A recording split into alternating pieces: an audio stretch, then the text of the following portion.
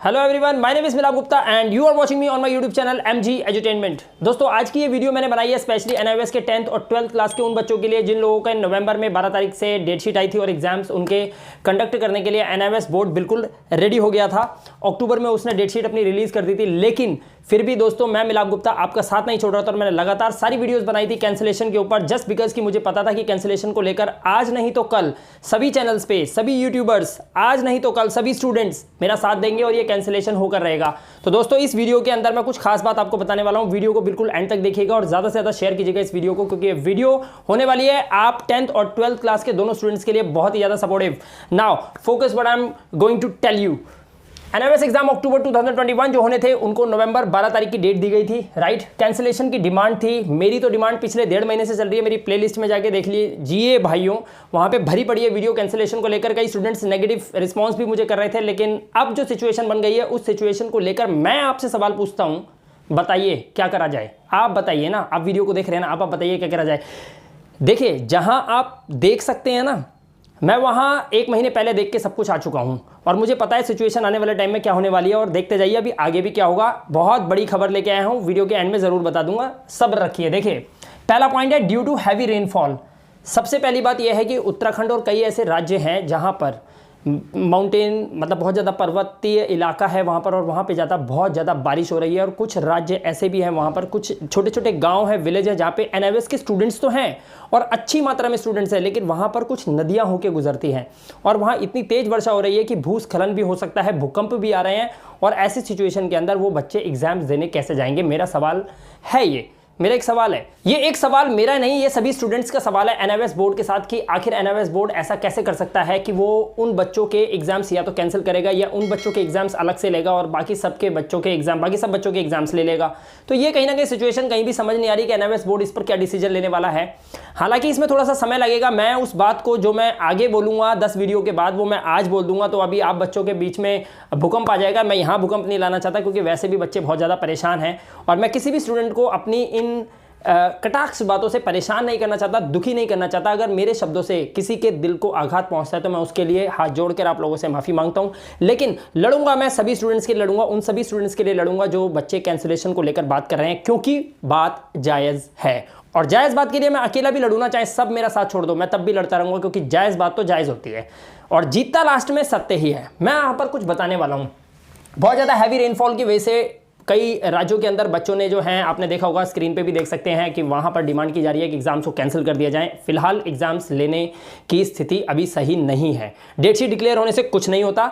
Date sheet declare हुई है 12 तारीख को, 11 तारीख की रात को सुप्रीम कोर्ट बोल देगा तो डेट शीट जो है वो कैंसिल हो सकती है, ठीक है। ये कोई बहुत बड़ा इशू नहीं है, राइट। तो ड्यू टू हैवी रेनफॉल की वजह से एक प्रॉब्लम है। दूसरा है due to no availability of books. मैंने प्रीवियस वीडियो के अंदर स्पेशली, कि मैं ही हर बार बोलता रहा हूं, मैं देखूं जरा बच्चों के दिमाग में क्या चल रहा है। मैंने पिछली प्रीवियस वीडियो बनाया था, उसमें मैंने कहा था कि ज़्यादा से ज़्यादा बच्चे कमेंट करें और अपना दर्द मेरे साथ शेयर करें कि क्या मैं अकेला लड़ रहा हूँ या आप लोग भी मेरे साथ हैं। तो उस वीडियो के डिस्क्रिप्शन में मैंने बच्चों को भी बताया था और मैंने उस वीडियो में भी बताया था कि प्लीज़ कमेंट करके बताइएगा और सभी बच्चे एक दूसरे के कमेंट्स को पढ़ के एक आइडिया लगा सकते हैं कि क्या वो बच्चे अकेले फाइट कर रहे हैं या उनके साथ एक बहुत बड़ा हुजूम है। तो आपने कमेंट बॉक्स तो जाहिर सी बात है मेरी प्रीवियस वीडियो में देख लिया होगा, और नहीं देखा होगा तो जाके देख लीजिए। आप देखिए बच्चों का कितना बड़ा रोना है वहाँ पर, कितने बच्चे परेशान हैं। किसी की किताबें समय पर नहीं पहुँची हैं, कोई बच्चा स्टडी सेंटर जा रहा है, वहाँ से उसे रीजनल सेंटर भेज रहे हैं। रीजनल सेंटर जाता है तो बच्चे को वापस स्टडी सेंटर में भेज देते हैं और कहते हैं कि हमारे पास नहीं है, वहाँ जाइए। वहाँ से रीजनल सेंटर से स्टडी सेंटर, स्टडी सेंटर से रीजनल सेंटर,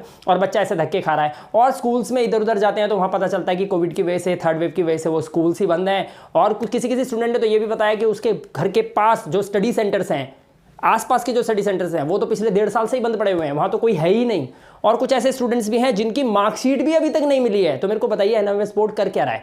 बच्चों की मार्कशीट नहीं है, बच्चों के साथ ये प्रॉब्लम है। सीबीएसई के अंदर ऐसा होता नहीं है। कंपेयर तो लोग बड़ी जल्दी कर देते हैं कि पहले सीबीएसई के पेपर कैंसिल होंगे फिर एनआईओएस बोर्ड डिसीजन लेगा। ऐसा कुछ भी नहीं है, एनआईओएस बोर्ड अपना डिसीजन खुद लेगा। सीबीएसई नहीं लेता है पेपर दिसंबर के अंदर, नवंबर के अंदर, अक्टूबर के अंदर। सीबीएसई का अपना एक पैटर्न है और अपने सिस्टम से चलता है वो। एनआईओएस बोर्ड को अपने सिस्टम से चलना चाहिए, ये अपने सिस्टम पे बंधा हुआ नहीं है, तभी तो बच्चे परेशान हो जाते हैं। एनआईओएस बोर्ड को इस बारे में सोचना पड़ेगा, विचार करना पड़ेगा, राइट। आगे देखते हैं। किताबों की अवेलेबिलिटी नहीं है, सब बच्चों ने यही कमेंट करा है, और बच्चों के पास किताबें नहीं है तो बच्चे पढ़ेंगे कैसे। जो हमारी एडवोकेट है श्रीमती अनुभा श्रीवास्तव सहाय मैम, उन्होंने भी लगातार 2 या 3 ट्वीट्स किए थे, और even she is now tweeting again and again कि बच्चों के पास बुक्स नहीं है, बुक्स की अवेलेबिलिटी नहीं है। So how could this be possible that students will go outside and face their exams. ये पॉसिबल नहीं है अभी। तो बुक्स की अवेलेबिलिटी ना होने की वजह से भी एग्जाम्स को ना लेने के लिए कई बच्चों ने डिमांड की है। अब यहाँ पर बात कर लेते हैं due to closed study centres and regional centre, जिसके बारे में मैंने अभी आपको बता दिया कि स्टडी सेंटर्स और रीजनल सेंटर्स अभी बंद पड़े हैं। NIOS बोर्ड ने अभी भी काफ़ी सारे स्कूल्स और कॉलेजेस के अंदर ये जगह बनाई है जहाँ पर आप लोगों के एग्जाम्स लेने के लिए NIOS बोर्ड ने ये डेट शीट डिक्लेयर की थी, क्योंकि वो इसी वजह से डिले कर रहे थे, क्योंकि उनके पास कुछ अवेलेबिलिटी ऑफ स्पेसेस नहीं मिल रहे थे। अब स्पेस फाइनली मिल गया, तो उन्होंने जब डेट शीट डिक्लेयर करी तो अब ये सिचुएशन आ गई कि कई राज्यों के अंदर बहुत ज़्यादा अवस्था गंभीर है, वर्षा बहुत भारी मात्रा में हो रही है, और अगर वहाँ पे बाढ़ जैसी संभावना आ जाती है तो NIOS बोर्ड के पास कैंसिलेशन को लेकर इसके अलावा कोई और रास्ता नहीं बचेगा, राइट। अब ऑप्शन ये भी हो सकता है कि वो इसको एग्जाम को यानी कि अपनी डेट शीट को और ज़्यादा डिले कर दे, लेकिन ऐसा कभी NIOS बोर्ड या कोई बड़ा बोर्ड नहीं करेगा कि एक बार डेट शीट को डिक्लेयर करे उसके बाद उसको रद्द कर दे, जो कि मेरे हिसाब से फ्रॉम मेरा जो भी एज है मैं उसमें अपने लाइफ करियर में मैंने देखा है कि कभी भी किसी बोर्ड ने ऐसे कोई डिसीजन लिया नहीं है आज तक। तो ये असंभव सी बात लगती है, तो इसलिए NIOS बोर्ड को कैंसिलेशन की तरफ ही मूव करना चाहिए, जहां तक मेरी विचारधारा है, राइट। और बात करते हैं due to third wave of corona. ये तो सबसे भयानक स्थिति है, तीसरी वेव। कई राज्यों के अंदर आपको पता है कोविड के केसेस धीरे धीरे बढ़ रहे हैं। स्क्रीन पे देख सकते हैं 279 people. What do you think about this? इतने लोग, आपको लगता है कि इतने सारे स्टूडेंट्स अगर एक ही जगह पर जहाँ पे स्कूल चलाया जा रहा है और वहाँ पर वो कोविड पॉजिटिव हो जाते हैं तो वहाँ पर कितना बुरा असर पड़ेगा बाकी सभी बच्चों के ऊपर? दहशत कितनी ज़्यादा फैल जाएगी बच्चों के अंदर कि आप सोच सकते हैं इस बात को, क्योंकि ये वही बच्चे हैं, ये वीडियो को वही लोग देख रहे हैं जिन लोगों ने यूट्यूब पे ऐसी वीडियोस देखी थी कि किसी टाइम पर यानी कि पिछले साल से पिछले साल और पिछले साल भी ऐसे मंजर देखे थे, खतरनाक मंजर देखे थे, जिनको देख करना बच्चे के लिए तो स्पेशली वो वीडियो ही नहीं बनाता कि वो बच्चा उस वीडियो को देख पाए। इतनी लाशें और ये सब मैं इस वीडियो में बात नहीं करना चाहता, लेकिन ये सिचुएशन बहुत ज़्यादा गंभीर है। इवन कि दिल्ली के अंदर भी हाई अलर्ट लगाने के लिए अब कभी भी ऑर्डर्स आ सकते हैं, क्योंकि अभी आज ही दिल्ली के जो हमारे हेल्थ मिनिस्ट्री है और हमारे दिल्ली के जो CM हैं श्री अरविंद केजरीवाल जी, उन्होंने भी अनाउंसमेंट किया है कि जितने भी MBBS और जितने BDS स्टूडेंट्स हैं यानी कि डॉक्टर स्टूडेंट्स हैं, उन सभी को बड़े बड़े हॉस्पिटल्स के अंदर, एम्स के अंदर और काफ़ी राम मनोहर लोहिया हॉस्पिटल्स और बड़े बड़े हॉस्पिटल्स के अंदर जॉब दी जाएगी, यानी कि उनको कार्यरत किया जाएगा ताकि कोविड की सिचुएशन बनने पर वो वहां पर सहायता कर पाएं। अदरवाइज किसी भी हॉस्पिटल के अंदर इतने डॉक्टर्स तो अवेलेबल होते ही हैं कि वहां पर इतने सारे पेशेंट्स आ जाएं एक साथ कि उनको संभालें या ना संभालें, ऐसी सिचुएशन कभी बनती नहीं है। ताकि कोविड की सिचुएशन जैसे ही बेकाबू हो जाती है तो उस स्थिति में उन सभी की हेल्प ली जाएगी और उन मरीजों को सही से देखभाल दी जाएगी ताकि क्षतिग्रस्त लोग कम हों। तो ये सिचुएशन जब इतनी भयानक अवस्था होने वाली है, जब भारत सरकार को पता है कि ऐसी सिचुएशन बनने वाली है, तो ऐसी कंडीशन के अंदर आप लोग खुद भी इस वीडियो को देख रहे हैं तो थोड़ा सा समझ रख के समझ सकते हैं, बहुत अच्छे से समझ सकते हैं कि सिचुएशन क्या होने वाली है। राज्य सरकार को ये सब बातें पता चल चुकी हैं, ऐसी कंडीशंस हो चुकी है, राइट। तो मैं दोस्तों यहाँ पर इस वीडियो में आपको सिर्फ ये बताना चाहता हूँ कि आपकी जो लड़ाई है, ये जिस बात पे लड़ाई की जा रही है वो एक तो ये तो मुद्दा है ही, क्योंकि देखिए एक दो तरह नेचुरल डिजास्टर पे ना कोई रोक टोक नहीं हो सकता। ये नेचुरल डिजास्टर है, इसमें ना मेरा कोई दोष है, ना आपका कोई दोष है, ना NIOS बोर्ड का कोई दोष है। नेचुरल डिजास्टर तो हो ही रहा है ना, रेनफॉल तो हो ही रहा है। इसमें तो आप लोगों को ये लगा लीजिए कि कैंसिलेशन को लेकर आप जहाँ थोड़ा शोर मचा रहे थे, अभी हज़ारों बच्चे और आपके साथ जुड़ गए, क्योंकि एक जेन्युइन रीज़न है, जेन्युइन रीज़न। तो ये जो पहला रीज़न है ड्यू टू हैवी रेनफॉल, ये तो एक जेन्युइन रीज़न है। इस पर तो निर्णय कोई ना कोई आना ही चाहिए, कोई ना कोई निर्णय तो आना ही चाहिए, राइट। बात करते हैं नो अवेलेबिलिटी ऑफ बुक्स। ये भी एक इंपॉर्टेंट मुद्दा है क्योंकि काफ़ी सारे स्टूडेंट्स को प्रॉब्लम है। तो ये जो चारों पॉइंट्स हैं, ये सभी पॉइंट्स हमें NIOS हेडक्वार्टर्स के सामने रखने चाहिए। NIOS बोर्ड के पास ये सभी क्वेश्चंस जाएंगे, जिसका जायका NIOS बोर्ड के सभी अधिकारी लेंगे और उनको बैठकर अहम फैसला लेना होगा कि आखिर इन सवालों के क्या जवाब हैं और इसको लेकर NIOS बोर्ड को क्या डिसीजन लेना चाहिए, जो कि सभी बच्चों के करियर को लेकर और हमारी भारत की अर्थव्यवस्था पे भी कोई उसका बुरा असर ना पड़े। इसीलिए NIOS बोर्ड को कोई डिसीजन तो सुपर फास्ट डिसीजन लेना पड़ेगा। क्यों? क्योंकि एग्जाम्स को पोस्टपोन करने का मतलब है भारतीय अर्थव्यवस्था पे इसका बहुत बुरा प्रभाव पड़ेगा आने वाले 5 या 10 साल के अंदर। और ये बात हर सरकार और सभी सरकारी बंदा जानता है कि अगर बच्चों के एग्जाम्स को कैंसिल कर दिया जाए या किसी बच्चे की साल खराब होती है तो उसका असर भारतीय अर्थव्यवस्था पे पड़ता है। इकोनॉमिक्स में ये चीज़ें दी गई हैं, हम सभी पढ़ते हैं, राइट। तो इसीलिए कैंसिलेशन का ही एक चांस एनआईओएस बोर्ड के पास पड़ता है कि वो कैंसिलेशन को लेकर कोई ना कोई स्टेप उठाए, क्योंकि पोस्टपोन करने से तो बहुत ज़्यादा स्थिति और ज़्यादा खराब हो जाएगी। क्योंकि पिछले साल अक्टूबर के सेशन को पोस्टपोन करने की वजह से ही काफ़ी ज़्यादा प्रॉब्लम हुई थी, जिसको लेकर काफ़ी बड़े बड़े मुद्दे बनाए गए थे। यहाँ तक कि न्यूज़पेपर वालों ने भी इसको अपना एक मुद्दा बनाकर और काफ़ी पब्लिशमेंट की थी अपने न्यूज़पेपर की। तो दोस्तों मैं इस वीडियो में यही बताना चाहता हूँ कि इस वीडियो को जितना ज़्यादा से ज़्यादा हो सके लाइक करिए, शेयर कीजिए और इस वीडियो को ज़्यादा से ज़्यादा फैलाइए, क्योंकि जो भी आप कमेंट करते हैं वो सारी वीडियो और कमेंट्स जो हैं एनआईओएस बोर्ड के अधिकारी भी नज़र रखते हैं कि आखिर बच्चों के अंदर क्या चल रहा है, बच्चों के अंदर किस तरह की भावना चल रही है, बच्चा क्या सोच रहा है। तो आप लोगों की सोच और आप लोगों की जो बातें हैं, आपके अंदर का जो दर्द है ना, वो कहीं ना कहीं एनआईओएस बोर्ड तक पहुँच जाता है इन वीडियोज़ के माध्यम से। तो कोशिश कीजिए इस वीडियो के अंदर ज़्यादा से ज़्यादा आप मैसेज करें, आप कॉमेंट करें, ताकि आप अपना दर्द बता पाएँ और हम इस वीडियो के माध्यम से आपके दर्द को लेके जाएं एनआईओएस बोर्ड के चौखट तक, ताकि उनको ये दिखाई दे कि बच्चे के अंदर क्या दर्द है, बच्चे के अंदर क्या पीड़ा है और उस दर्द का निवारण एनआईओएस बोर्ड जल्द से जल्द निकाले। मैं तो तब भी आपके साथ था, मैं आज भी आपके साथ हूं। आज तब मेरे को ऐसा लगता था कभी कभी, तब मैं बहुत सारे स्टूडेंट्स थे जो मेरे साथ थे, लेकिन फिर भी कुछ स्टूडेंट्स को ये बात का भरोसा नहीं हो रहा था कि डेट शीट आने के बाद क्या ऐसा हो सकता है। लेकिन दोस्तों यहाँ पर मैं आपको बता दूं, डेट शीट आना एक अलग चीज़ है, लेकिन जब समस्या ज़्यादा गंभीर हो जाती है तो एक धर्म संकट का रूप धारण कर लेती है। धर्म संकट के अंदर क्या करना होता है, हमें दोनों बातें सही भी लगती हैं और दोनों बातें सही लगते हुए भी हमें एक को गलत ठहराना होता है।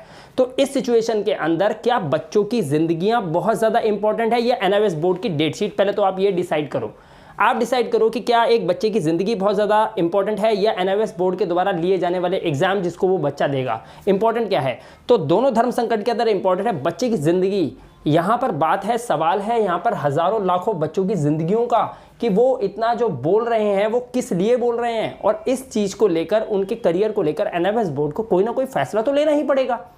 फैसला क्या होगा क्या नहीं होगा ये मैं बहुत जल्द अपनी आने वाली वीडियोस में आपको ज़रूर बता दूंगा। जैसे ही वहाँ संपर्क होता है और जैसे ही वहाँ पे मीटिंग हमारी कोई बनती है या फिक्स होती है, तो उस मीटिंग में जो भी बातें होंगी मैं अपनी वीडियो बनाकर आप लोगों तक पहुंचा दूंगा। यानी कि कुछ तो स्टूडेंट्स ऐसे भी हैं जो इस वीडियो में मेरे बहुत अच्छे सब्सक्राइबर्स हैं, मेरे वीडियो को देख रहे होंगे, वो तो मेरे से पर्सनली फ़ोन पे बात कर भी लेते हैं और मैं उनसे बात करता हूं, तो उनको तो मैं वैसे ही सब कुछ क्लियर कर देता हूं। तो दोस्तों आपसे सिर्फ इतनी ही गुजारिश करूँगा कि आप इस वीडियो को ज़्यादा से ज़्यादा फैलाएं, ताकि ये वीडियो उन बच्चों तक भी पहुंच जाए जो अब भी चुप बैठे हैं, जिन्होंने अभी तक अपनी आवाज़ को नहीं उठाया है, ताकि वो भी हमारे साथ इस मुहिम में जुड़ें और इस मुहिम में जुड़ने के साथ हम एनआईओएस बोर्ड तक जाकर अपनी इन मांगों को रख पाएँ। कम से कम मांग रखने का तो अधिकार एक स्टूडेंट के पास होना चाहिए ना।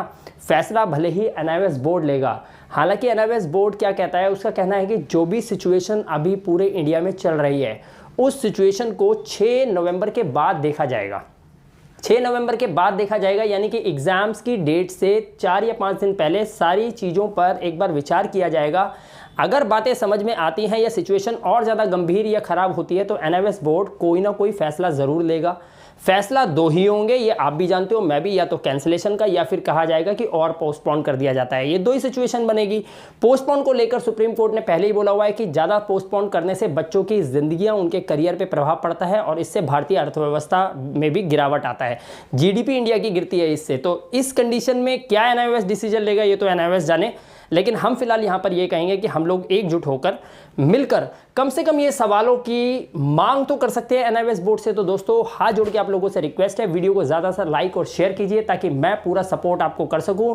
और मैं स्टैंड बहुत पहले से ले चुका हूं, मैंने कैंसिलेशन पे स्टैंड 1 महीने पहले से ले लिया था। हालांकि कुछ बच्चे उस वक्त मेरी वीडियो से शायद खुश ना हो, लेकिन आज वो मेरे साथ हैं। वीडियो को ज़्यादा से लाइक कीजिए, कमेंट करके मुझे बताइए क्या प्रॉब्लम है आपकी, ताकि आवाज़ मैं वहाँ तक पहुँचा पाऊँ। दोस्तों हमें एक बात का और ध्यान रखना है कि हमारे हाथ में क्या है वो बहुत इंपॉर्टेंट है। इस वक्त हमारे हाथ में कुछ समय है जिसमें हम थोड़ा सा पढ़ सकते हैं। तो आप अपनी पढ़ाई को कहीं ना कहीं जारी रखिएगा, पढ़ाई को रुकने मत दीजिएगा। पढ़ने से आपका ज्ञान ही बढ़ेगा और सिचुएशन क्या होगी क्या नहीं होगी ये किसी को भी अभी नहीं मालूम है, मैं आपको क्लियर बता रहा हूं। तो आप प्लीज़ कोशिश कीजिए, हम अपना काम कर रहे हैं, हम अंदर ही अंदर अपनी फाइट कर रहे हैं, अपना काम कर रहे हैं, आप लोग भी अपना काम करिए। मैं हमेशा आपके साथ खड़ा रहूँगा। आप अपना काम सिर्फ इतना कीजिए कि आप अपनी पढ़ाई को जारी रखिएगा। वीडियो का कोई भी गलत इंप्रेशन बच्चे के ऊपर नहीं पड़ना चाहिए। वीडियो देखिए क्या चल रहा है, इससे हमें आसपास की जानकारी ज़रूर मिल जाती है, लेकिन कम से कम हम अपने जो हमारा फोकस है वो फोकस हमारा कभी टूटना नहीं चाहिए। तो आप प्लीज़ फोकस कीजिए अपनी स्टडीज़ के ऊपर। हम अपना काम कर रहे हैं, आप अपना काम कीजिए, बस आपका सपोर्ट ही काफ़ी है मेरे लिए। मिलता हूँ आपसे अगली वीडियो में, तब तक अपना ध्यान रखिए, सुरक्षित रहिए। Thank you very much and have a good day.